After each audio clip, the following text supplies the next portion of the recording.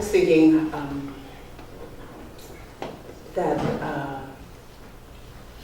we could put, you could listen to inside of the I believe, the Lord's Prayer in the language in which it was actually said, Aramaic. Ooh. Oh, yeah. Ooh. So maybe you can get a little something.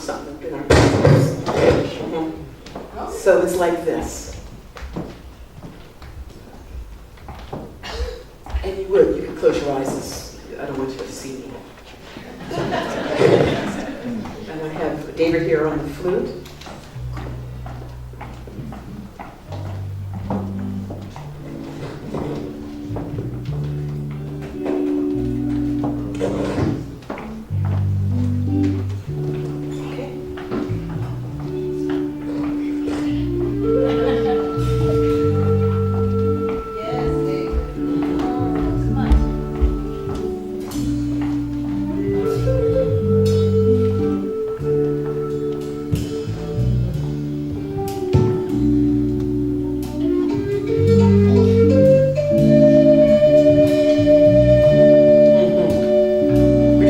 All in, right?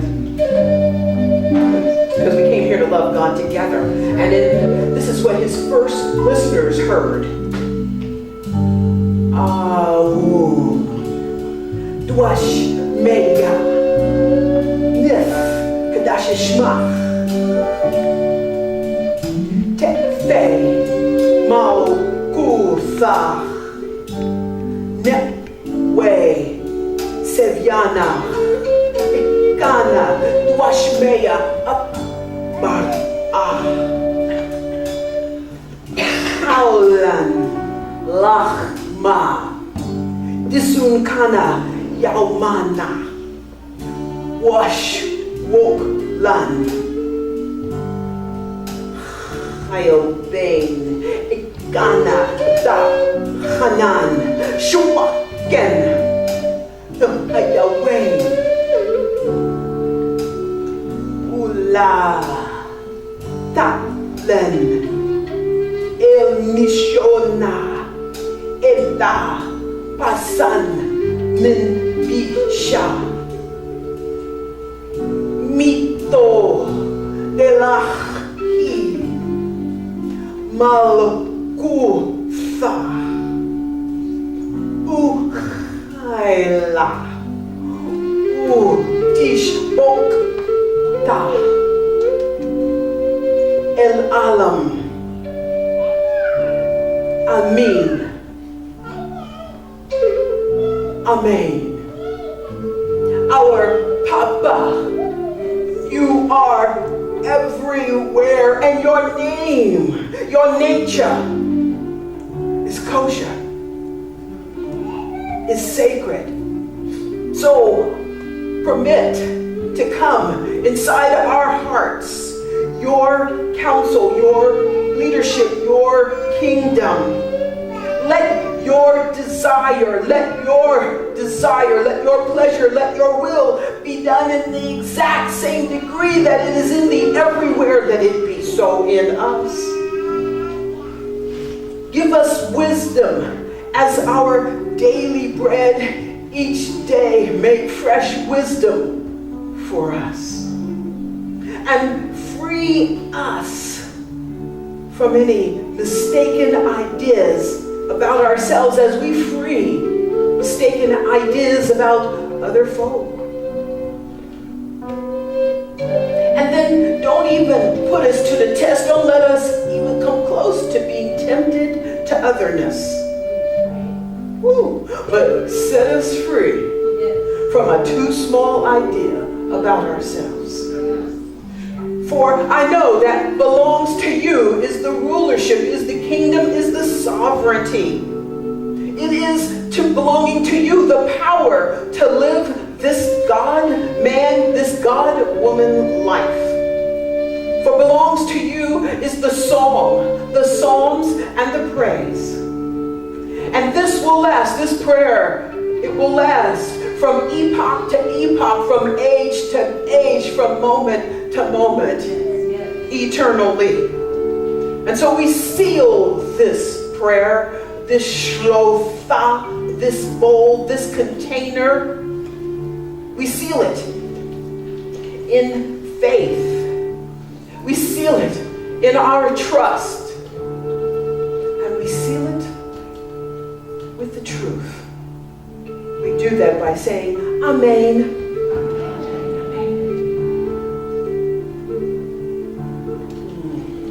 Have a breath.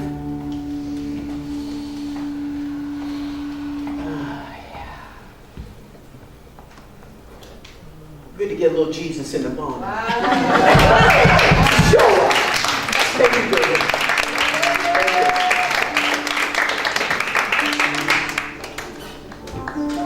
Prayers I don't remember praying have come true this morning. Oh, I already sound like my grandmother, don't I? Oh, I must say. Prayers that I didn't remember praying have come true already. When, let's see, I want to say when I was much younger, last year, I lived in Orange County, right? I lived here because I was studying with, I was a co-minister at a church called the Church of Daily Living with Dr. Rocco Errico. He had a church here. I was with him for 14 years, a nice long while. And I would travel from here, which to LA looked like Babylon, about 800 miles. I would travel from Orange County to Babylon, downtown Los Angeles, to theaters there. And then I would also travel from Orange County all the way to San Francisco. I don't know why when I lived in Orange County, I just thought everything was far away, and Orange County was all there was, and then to leave it at all was really quite the trek. But I would go to Los Angeles for days, and then I'd go to San Francisco for days. I once almost made it to Washington, D.C., because there was this group there. It was women, and they were singing a cappella, and they were called Sweet Honey in the Rock. And I couldn't get enough of them. Whatever they were doing, I just felt, I could feel the call of the presence of God on my life every time I was in front of them. So when they came to this side of the Mississippi, I went to as many things as I could. And I used to dream about this one singer that someday I would meet her and know her. And is that amazing or what? I'm darn funny. I'm just saying. Church, I'm just saying. That Arnay was with Sweet Honey in the Rock, and she was the one I wanted to be friends with.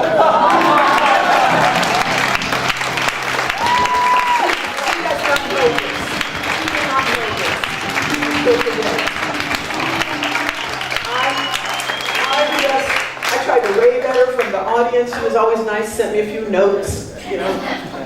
When I was in your presence, Arnay, I just felt like I was going to know you somehow, someday, forever. You never know when you make a prayer over there how the Lord will bring it true. But it is true today. Not only that, but we're here back in Orange County. I'm in Orange County with you. So it's really quite yummy.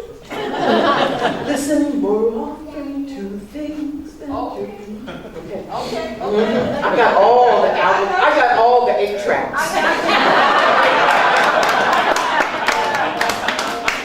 And I know this is eating into my sermon, but what the heck?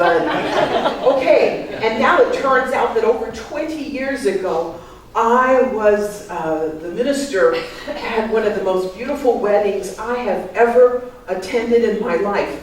2 dancers got married over 20 years ago, and we were also a part of the same church and a part of the same spiritual community. And they are here in the room today too. We have Allison and Vaughn, and they are part of your spiritual community. So all of my stuff is coming through. And then we're doing Agape South. Okay? Come on.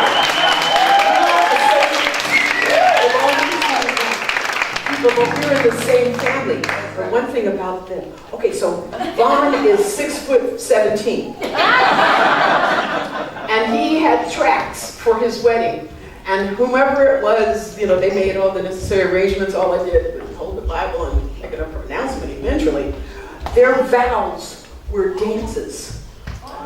So somebody started the music, and it was When a Man Loves a Woman. And 6'4" of him lifted a leg to heaven, spun, danced on such a level. I have never seen vows dance to each other before. And their son is 20. Oh my gosh, and I used to hum out of your inspiration. I used to hum to her belly. When he was there, I would hum, and because of the acapella, I just would risk everything because I had loved them for so long. And here they are too. And then here we all are. Yeah. Enough of that. Enough of that. So something amazing is occurring here today. Okay, so my grandmother, I brought her with me in my heart. She was Southern and had a bit of an accent. And she said, baby, when you was born, you know the accent. It's the tender accent, the tender yes of the meditation.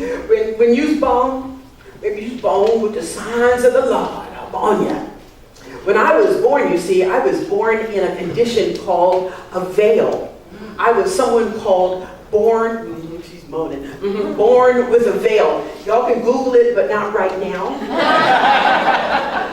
Being born with a veil means that the embryonic sac hasn't quite broken, but in the world of the South, when you were born with certain kinds of signs on your body, they considered you marked by God, that your destiny, you were already wearing it, and then your family would do everything it would take to see to it that the signs that you carried from the canal would be groomed, if you would. So there I was, born with a veil. And some of that veil was, you can tell, was over my mouth. Gift of oration, thank you. Some of it certainly was over my eyes, which is sightedness, right? I'm about to read you right now. As a matter of fact, when I was 4, my grandfather got and nailed 2 milk crates, bottle crates together. I don't even know if they make these things anymore. Whitewashed them with paint, right? And put them by the kitchen sink at my grandmother's house, because there they discovered that if they ran me a pan, not P-A-N, but it's almost pronounced like pain, like a pan of hot water, and put some ivory flakes in it. They don't make that product anymore, but ivory flakes needed hot water to dissolve, otherwise it was a big old clumpy thing. And my grandmother had a tin dish pan, and a washcloth, and a dishcloth. Lord knows what that was made of. And they discovered that if I put my hands in this hot water with these ivory flakes, it would start to shake.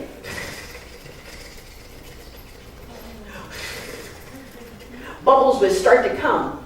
And then my grandmother, being an entrepreneur, would line up all them Christian folks at the front door, and they would come on in, stand at the kitchen door with my hand. I'd be up on these little, these crates, right, so I could reach the sink, right? Also, I'm a granddaughter, so I'd have to do the dishes later.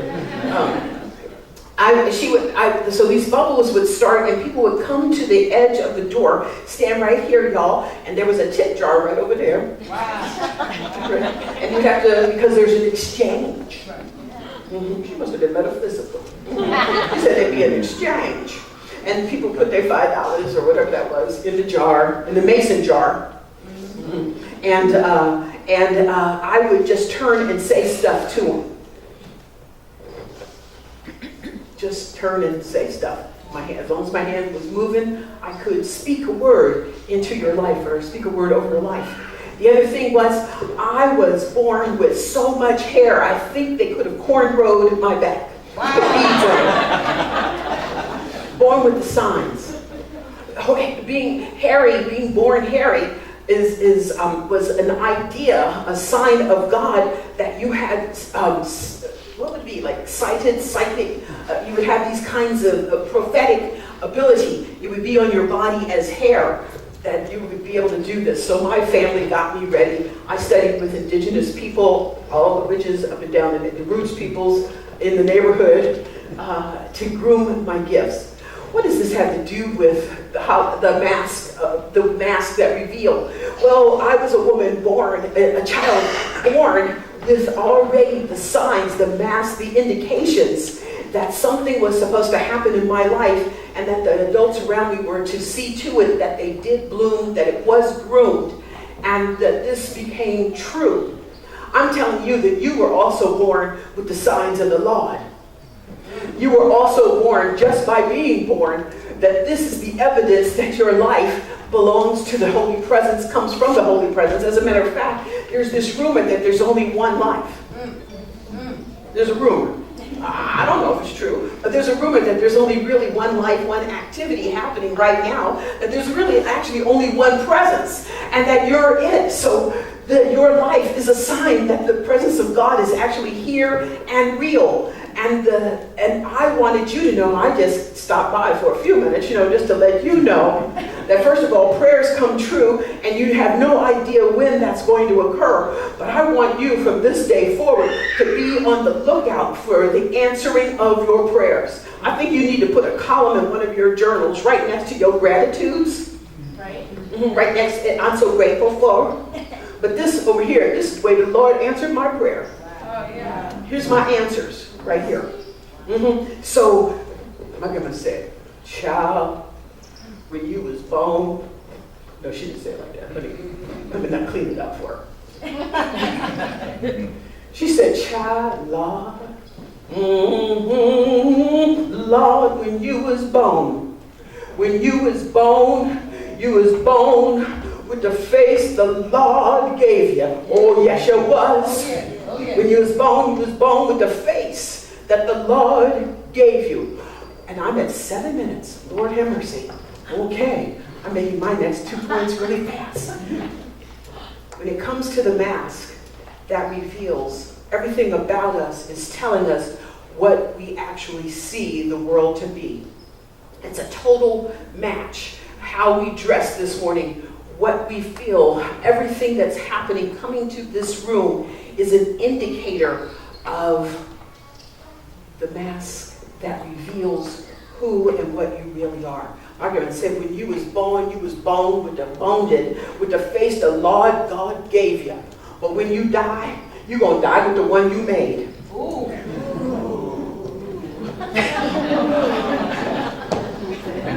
Your habitual attitudes will be written all over your face. I just have a few moments, and let me tell you, we all have the face of God. But there's just one thing I wanted to tell you about the face of God in the last 6 minutes. Okay, you have to invite me back for part 2. Yes. Clearly, if I heard correctly in the announcements, I'm coming back on a second Sunday. Yes.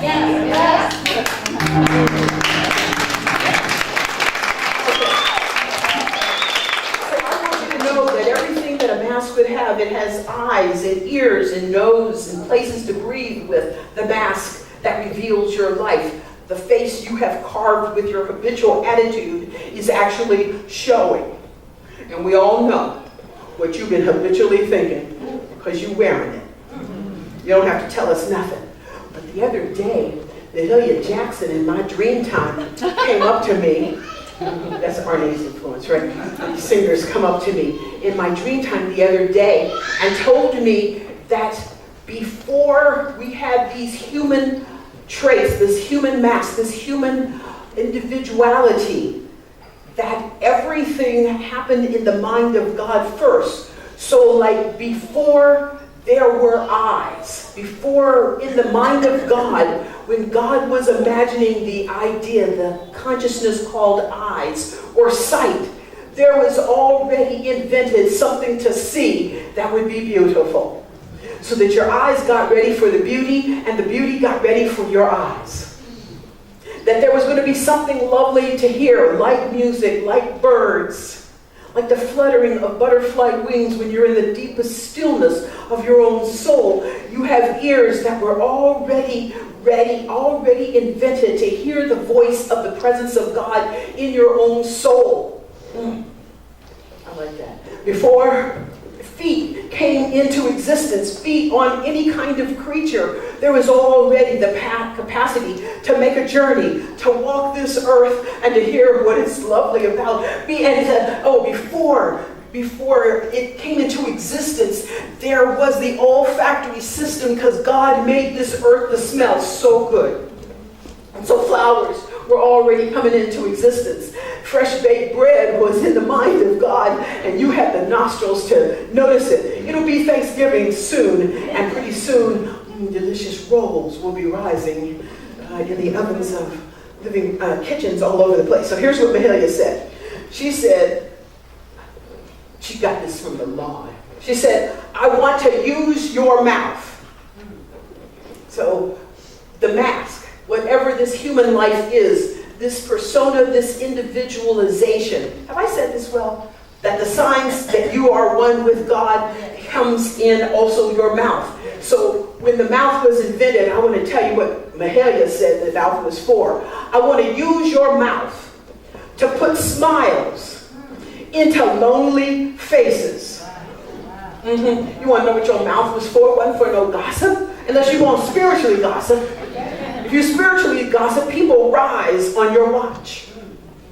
It gets better because of what you're saying. I want to use your mouth to put smiles into lonely faces. I want to use your ears to hear laughter when there's been too much crying. I want to use your ears. So that means when you come into the room, laughter arrives because you're listening for it. You're on the lookout for it. You know it's going to get answered because somebody prayed for joy. I want to use your eyes to see hope in an empty heart. I know it came with a melody. I'll teach it. I'll show it to you, then you can sing. I want to use your feet to dance praises in the Spirit. Yes. Yes. I want to use your feet. This is what we were made for. When we move from being a persona, a mask, to the real deal, our feet can be used to dance praises in the Spirit. And that could be just the way you came into the room. That is the praise of the Spirit. I want to use your hands to bring touch to aching human bodies. We do those hugs at the beginning of the service. That's a way we get used. And I want a life where I was well used. That's right. I'm planning on going to my grave empty. Live full, died empty. And then I want to use your life to bring rainbow-colored love all over. She went on to sing, open up your heart, throw back the lid. You yourself are a city on a hill that ought not remain hid. So let your life be a light to the feet of humankind. Let your life be the light to the feet of humankind. And with that, you understand that the masks you wear are the expressions of the presence of God. And then finally, I'm going to get all nervy. What is real in me? The world can't take that away. What is real in me? The world can't take that away. Could you stand? Oh, no, no, no. What is real in me? The world can't take that away. The world can't take that away. What is real in me?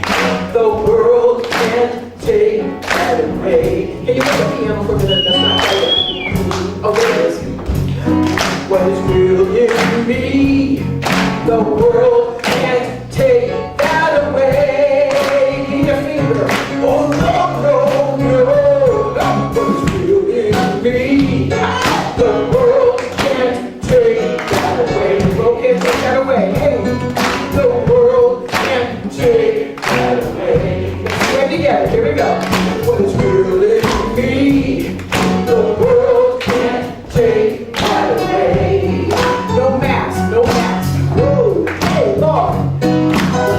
revealed in me. The world can't take that away. Finger ready, hey, oh no, no, no. What is revealed in me? The world can't take that away. The world can't take. The world can't take that away. I'll tell you, church. The world can't take that away. Tell the truth, tell the truth. Hey, the world can't take that away. What? Can your mama do it? The world can't take that away. Your daddy knows stuff, right? The world can't take that away. Society, right? The world can't take that away. The world can't take that away.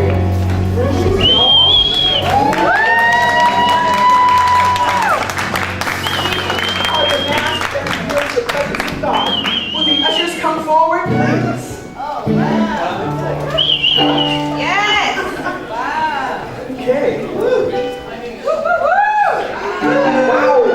Woo-hoo. So we are the mask that reveals prosperity. Our wallets tell the truth on us. Our hearts tell the truth on us. As you get your tithe and offering ready,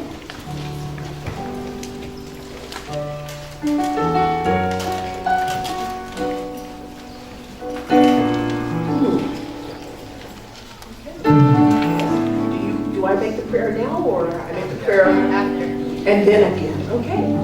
Alrighty. So we could outstretch, no, let's take our tithe and put it near our hearts.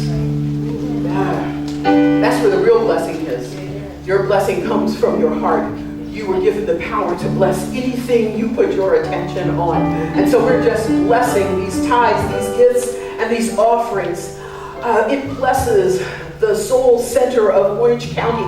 It blesses all of its ministries. And that this putting in our tithe, gifts, and offerings comes with a biblical promise that what we let go of, God lets go of. That there's a total match. And that every dream we have as we place it in this basket returns to us 100-fold. 100-fold in the language of Jesus means that your secret dream comes true. 100-fold.